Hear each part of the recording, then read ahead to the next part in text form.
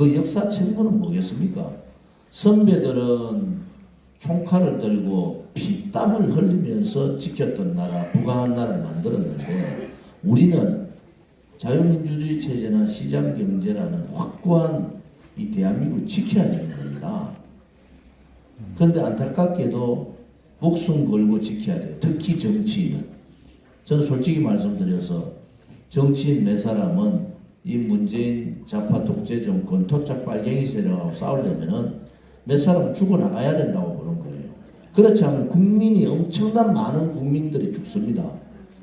100년 전쟁을 여러분 이 국회 여기에서 100년 전쟁 완성하자는 세미나들을 2011년과 2016년 대단히 많이 했습니다. 2016년 여러분 아시죠? 2016년 그 10월달 태블릿 PC, 가짜 태블릿 PC를 손석희가 뜯을 때 그때 2017년이 볼셰비키 혁명, 소위 말하는 러시아 혁명이 완성한 때가 2017년이에요. 그들이 말하는 것은 이 국회 안에서 100년 전쟁 얘기한 것은 공산주의 혁명을 하자는 겁니다. 공산주의 혁명을. 그들이 가고자 하는 길은 국회 안에도 도착 빨갱이들이 있는 거예요. 공산주의 혁명을 가자는 거예요. 그것이 주사파의 형태로 갔던 연방제의 형태로 갔던 민중민주주의 형태로 갔던 그 형태 부르는 이름만 다를 뿐 궁극적인 것은 공산화하는 겁니다. 그것이 북한에 의한 남침에 의한 공산화가 아니라 대한민국에 있는 토착 빨갱이 세력들과 반미 세력들과 반자유민주주의 체제 세력과 사회주의 세력들이 거의 지금 90% 공산화를 가버린 겁니다. 90%. 이제 이 법 2개 통과되면은 자유민주주의 체제의 세 가지 상권 분립, 행정, 사법, 입법은 다 무너집니다. 이제 자기들 하고 싶은 대로 해요. 자기들 하고 싶은 대로 합니다. 우리 이규택 대표님 저한테 매번 그게 충고를 하신다. 이해창 총재가 강력한 카리스마가 있을 때 김대중 대통령 총선에서 지고 30명 빼갔습니다. 자유한국당이 아직도 정신을 못 차려. 제가 그랬죠. 제일 마지막에 보면은 정신 못 차리는 우파라는 표현을 썼잖아요. 북한만 바라는 무엇이 정신을 못 차리는가. 지금 자유한국당은 155대 145를 얘기해요. 우리가 160석만 얻으면 성공한 선거고 우리는 뒤집을 수 있다. 제가 단언하겠습니다. 160석 얻으면 4월 15일 선거 끝나고 정기국회 9월 들어가기 전에 30명 날라가든지 보궐선거 가든지 무릎 꿇고 탈당하면서 가든지 그렇게 됩니다. 이 지금 도착 빨갱이 좌파들을 그렇게 쉽게 보시면 안 돼요. 김대중 때도 그랬다니까요.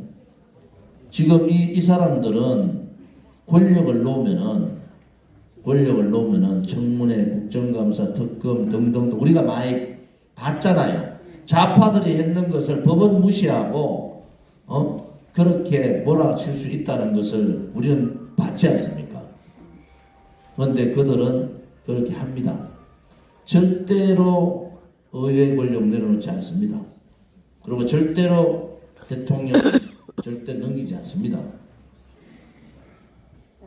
그러면은 우리가 그냥 이 좌파 장기 집권 업무, 토착 빨갱이 세력들 또 여기도 뭐 호남분 계시겠지만은 광주를 중심으로 한 지역 편중 중심 사회가 이제 새로운 주류 세력이 교체가 됐어요. 90% 다 완성했습니다. 이런 심각한 생각들을 자유한국당이 가지고 있느냐는 거예요. 이것은 현실입니다. 자유한국당이 지금의 상황으로 한 30명 빼가도 우리가 160석, 155석 갖고 있겠다. 그렇지 않답니다. 왜?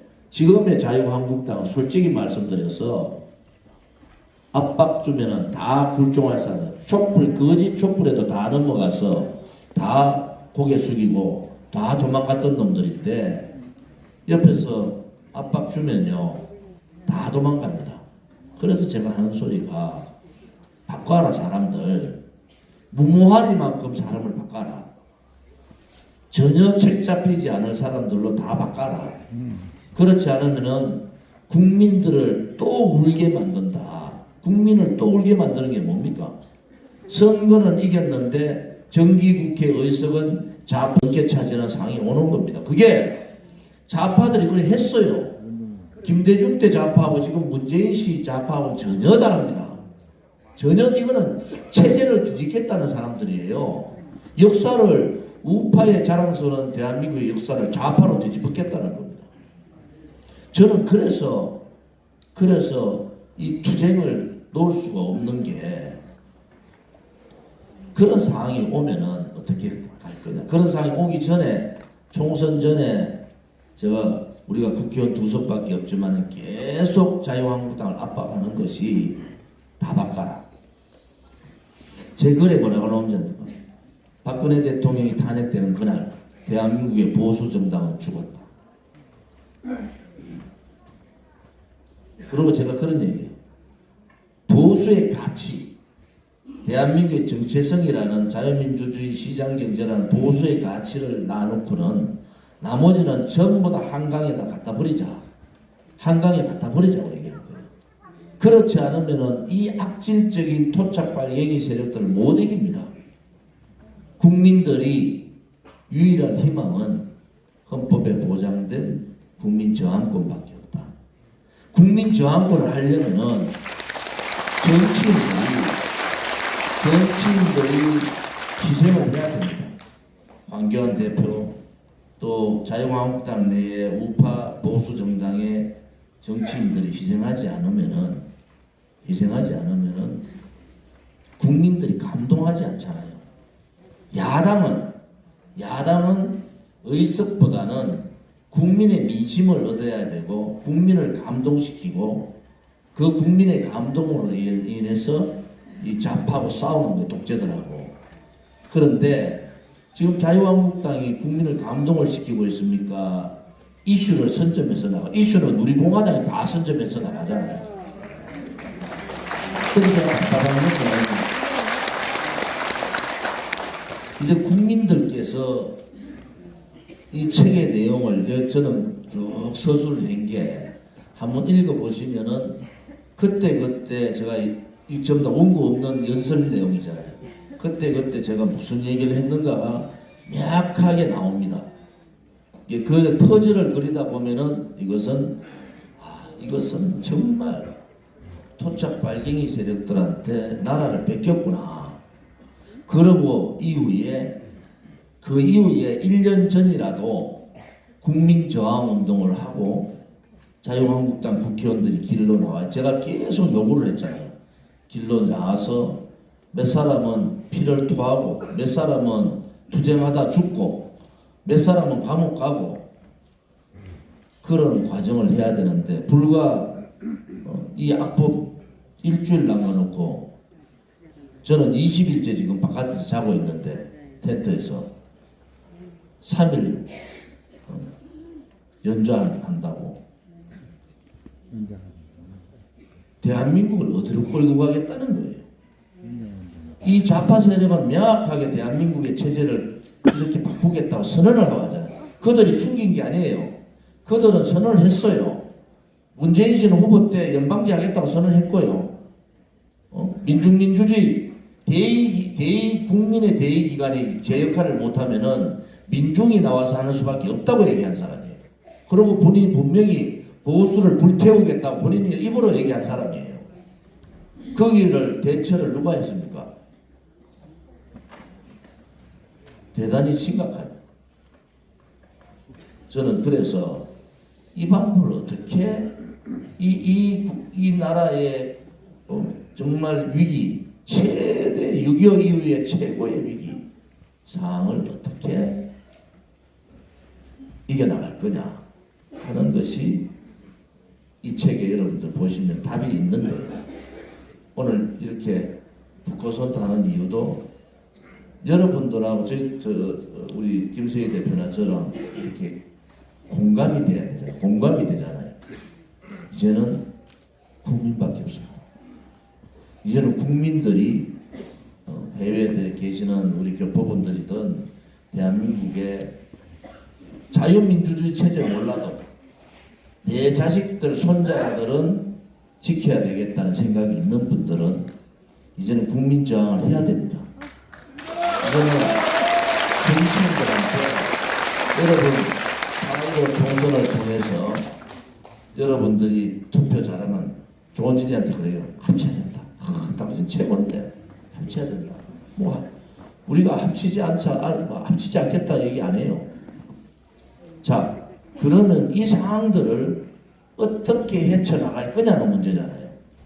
저는 눈에 보이는데, 자, 이 상황들을 어떤 방법으로 국민들을 감동시키고 국민들을 태극기를 들고 태극기 혁명에 동참을 하고 그 민심이 움직여서 좌파 독재 정권을 무너뜨리는 그걸 어떻게 할 거냐. 이것이 이제 우리 공화당이 대단히 고민을 해야 되는 그런 상황이다. 저는 그렇게 보고 문재인 정권의 죄라고 이제 한 몇 달 전에 적어놓은 것 같아요. 요거는 방송 나가니까 문재인이가 뭘 잘못했는가. 문재인 정권의 제1 9.19 군사합의로 안보의 빗장을 열어주고 군을 무력화시킨 여적죄. 여러분들 외우세요. 외교는 왕따 외교, 수국 꼴통 외교로 국민의 자존심과 국가의 품격을 떨어뜨린 국가 품격 모독죄. 맞아요. 세 번째, 나라 경제를 거들낸 경제 참사죄. 자유민주주의 체제라는 헌법적 가치를 위배한 체제 부정 반역죄. 맞아요. 다섯 번째는 촛불 쿠데타로 죄 없는 대통령의 권력을 찬탈한 권력 찬탈 쿠데타죄. 여섯 번째, 상권 분립을 침탈하고 훼손한 헌법 유린죄. 일곱 번째, 언론 방송을 장악하고 거짓 조작으로 국민 여론을 조작한 여론 조작죄. 여덟 번째, 나라를 통째로 김정은에게 바치려 한 국가 반역죄. 아홉 번째, 나라 빚내서 돈 퍼주는 국고 손실죄. 열 번째, 미래 세대 청년들의 기회를 박탈한 청년 기회 박탈죄. 이 10가지 제목 하나하나가 탄핵을 10번 당하고도 남는 겁니다. 그런데 문재인 정권이 정권 잡자마자 인수위 안 했어요. 왜 안 했습니까? 역쿠데타 일어날까봐 하는 겁니다. 그리고 헌법 개정 하려고 했잖아요. 헌법 개정 뭐 했습니까? 자유자 빼고 촛불혁명을 헌법에 넣으려고 합니다. 그때 만약에 자유자 빼고 촛불혁명 넣으면은 이 역사의 진실은 완전히 촛불 쿠데타 세력의 승리로 돌아가는 겁니다. 그거는 막았어요. 그거 안 되니까 지금 헌법 개정을 못하니까 지금 검찰 개혁이라는 명분으로 이 공수처법을 가져가서 사법권, 지금 사법권은 여러분 잘 아시지만은 헌법재판관 9명 중에 6명, 이제 7명 됩니다. 전부 좌파로 다 채웠잖아요. 지금 법적으로 문재인 씨를 탄핵시킬 수 있는 방법이 없어요. 헌법재판관을 꽉 쥐고 있기 때문에. 자, 대법관 13명 중에 8명, 7명, 8명 됩니다. 좌파로 다 들어가요. 나머지 남은 게 뭐겠습니까? 검찰입니다. 검찰만 손아귀 쥐면 사법권은 완전히 넘어가는 겁니다. 거기에 국회에서 자기들이 좌파 독재하고 싶은데 이런저런 청문회나 국정감사 이제 무시해버리겠다는 거예요. 그래서 아까 얘기했던 변형된 내각제로 4+1 체제를 실험하는 겁니다. 그리고 그들은 그래 갑니다. 그리고 국회를 완전히 무력화 시켜버립니다. 입법기관을.